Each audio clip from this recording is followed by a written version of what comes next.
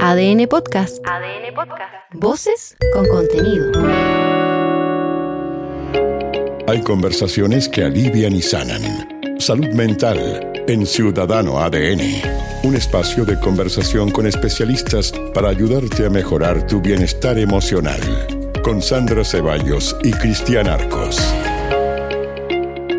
Bueno, y durante todo este mes hemos estado hablando, por supuesto, de la prevención del suicidio. Sabemos que es un día que se conmemora los 10 de septiembre, pero sabemos también que este mes tiene muchas implicancias para las personas que padecen cualquier tipo de depresión, que hay personas que tienen además complicaciones porque ven a todo el mundo feliz, que viva el amor, que lo dicen día, que es 18 de septiembre y todo lo demás, pero no siempre es así, no siempre las personas lo viven de esta manera y hemos tenido además incremento en la tasa de suicidio, sobre todo lo mencionábamos el otro día dentro de los más jóvenes. Por eso está con nosotros la directora de Innovación Social, especialista en niñez, género e interseccionalidad, Francisca Baeza. ¿Cómo está, Francisca? Bienvenida. Hola, muchas gracias. Gracias por venir. Gracias a ustedes. Estamos hablando de Todo Mejora, ¿no? De la Fundación. Sí. Francisca, cuéntanos un poco cómo se está trabajando para enfocarse precisamente hoy día en ese público, ¿no? Más joven, más que a veces es más, incluso más cerrado, es más hermético, es más difícil de poder llegar a ello.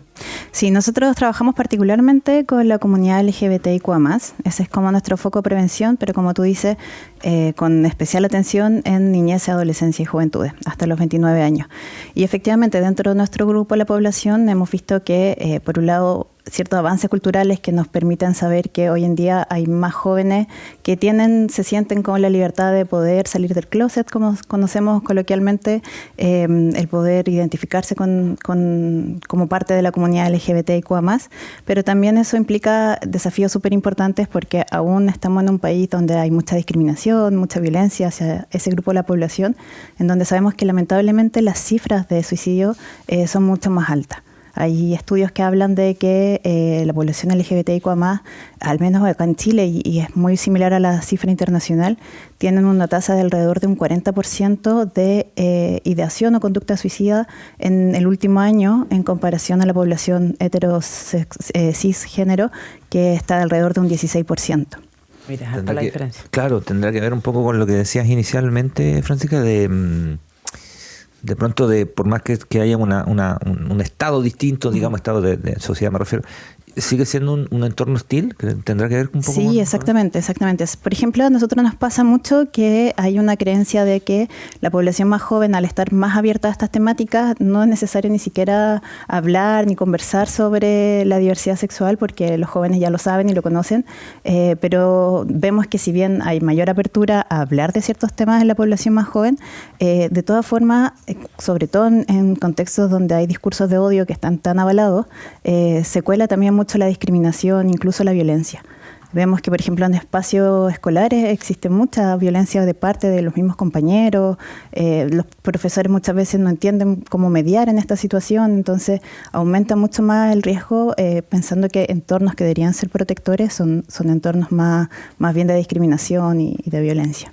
Ahí, ¿cómo podemos entender, Francisca, la situación? Porque hace años ya que se viene trabajando en temas contra el bullying, por ejemplo, en los colegios, que se vienen haciendo programas especiales, se supone que estamos tratando de trabajar también en términos de educación, sin embargo, las cifras están más altas incluso. ¿Qué está fallando? Yo creo que, bueno, algo mencionaba recién el tema de ciertos discursos de odios que se van avalando cuando llegan, sobre todo, por ejemplo, desde, no sé, el norte global. Presidenciales y parlamentarios. Exactamente. Y cuando tenemos también una población adulta que hay una brecha importante de conocimiento y de información sobre estas temáticas. Sabemos también que todos quienes somos más grandes no tuvimos necesariamente una buena educación sexual en términos de afectividad, y también hablar de diversidad es parte de la educación Bueno, los de ahora tampoco le están haciendo educación sexual, así que estamos en la misma.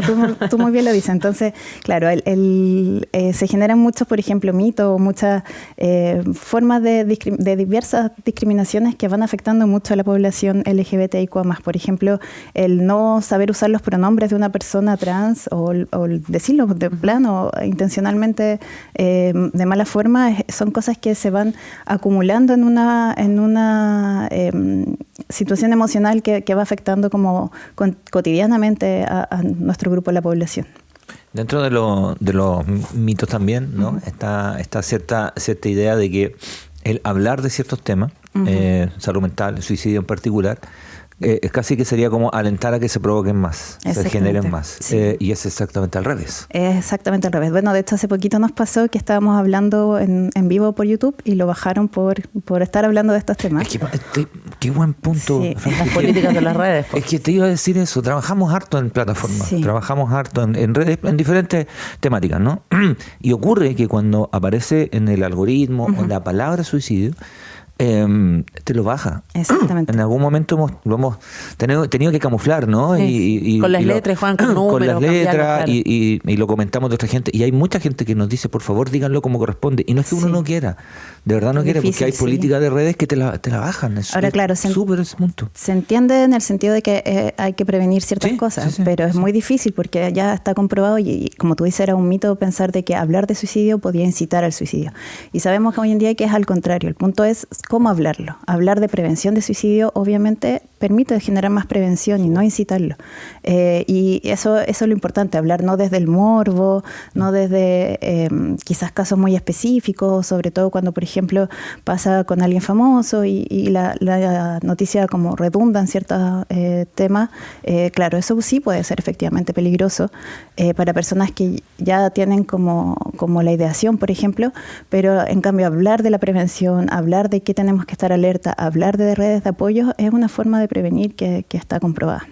Oye, Francisca, y ahí a propósito de aquello, entonces, ¿de qué manera, ya que nos falta tanta educación, de qué manera los entornos, las familias debiéramos participar, ser parte de procesos que son tan personales, además tan íntimos, que decíamos a veces justamente en la niñez y en la adolescencia a los chicos y chicas les cuesta más poder exteriorizarlo? Exactamente.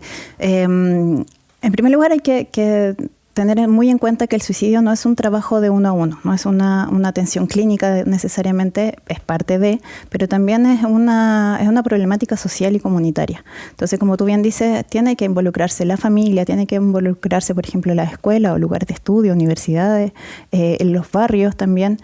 Cuando hablamos mucho, por ejemplo, en prensa se habla mucho de seguridad, pero tampoco hablamos de personas que la están pasando mal y que también corren bastantes riesgos, como por ejemplo la población LGBT. Y en ese sentido, claro, es informarse, es educarse, y ahí el Estado también tiene un rol muy importante en tener funcionarios que tengan esta visión más comunitaria y puedan también traspasar mejor la información. Nosotros desde Fundación Todo Mejora tenemos distintos canales de ayuda, tenemos uno particularmente para nuestra población, que es es una aplicación móvil que se llama Hora Segura, que es nuestra aplicación móvil que ya está cumpliendo 10 años este programa, donde hemos atendido más de 100.000 atenciones, casos, en donde podemos generar un espacio de prevención, pero también es un espacio en el fondo donde cualquier niñez, adolescencia, juventud que se sienta parte de la comunidad LGBT o esté en este proceso de exploración de identidad sexogenérica puede hablar de forma segura, con un equipo que está capacitado para aquello, donde se le puede también contener, hacer primeros auxilios psicológicos, derivar a otras vías de apoyo, pero también tenemos programas que apoyan a la familia, por ejemplo, como tú bien dices que es tan importante,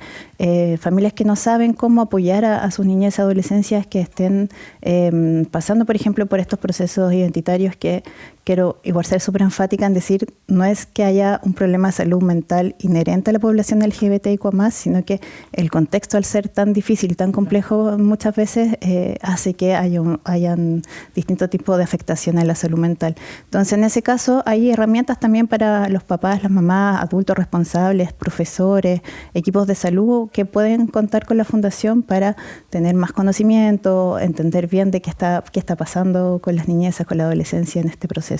Somos nosotros los que lo convertimos en un problema finalmente. Exactamente. La sociedad en general. Exacto, a eso me refiero, ¿no? Nosotros con nuestra forma de reaccionar, con la forma de maltratarlos, de discriminarlos, de limitarlos. Sí.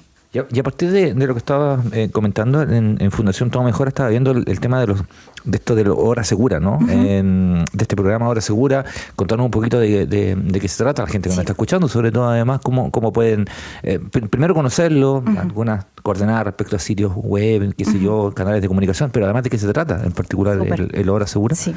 La Fundación nació con una misión más bien comunicacional, como poder hablar sobre prevención del suicidio dando mensajes esperanzadores, pero de esa misión más comunicacional nace súper orgánicamente que muchas niñez y adolescencia empiecen a escribir, ¿no? Empezaron a escribir a la Fundación a través de los correos, de redes sociales, y ahí un grupo de voluntarios se organizó para empezar a decir, ya, vamos a donar 1 hora semanal y vamos a responder estos correos.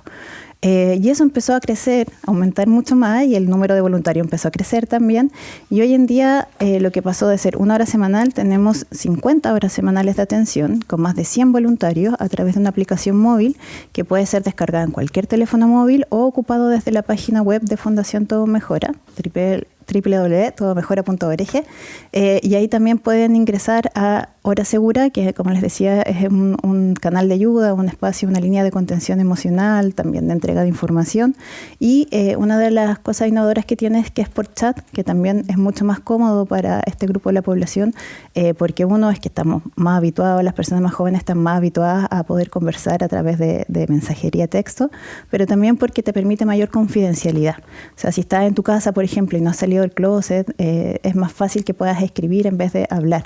Entonces también es mucho más cercano, es absolutamente confidencial y está disponible los 365 días del año, y como decíamos, a través de la descarga en los dispositivos móviles o en la página web de la Fundación.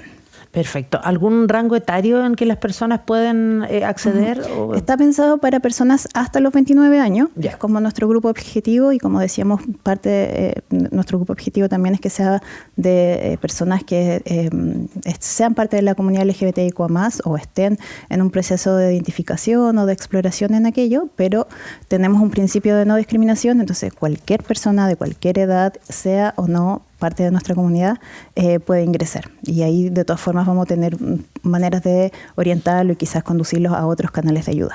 En este tiempo, ¿han visto algún cambio, digamos, en términos sociales? Efectivamente, tú decías, ahí de pronto una mayor, no sé si confianza en la palabra, pero seguridad de poder declararse, digamos, ¿no? Sí.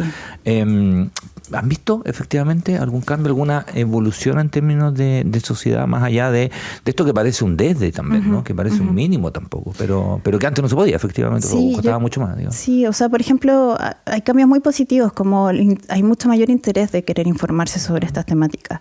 Vemos que hace algunos años atrás casi ninguna de las carreras iniciales, por ejemplo, de docencia o de salud, que son de trato directo, por ejemplo, con adolescentes, profesores, personas del área de salud, no tenían formación en temáticas de diversidad sexogenérica, y hoy en día vemos que las universidades en general tienen un interés en hacerlo y lo ven como una necesidad.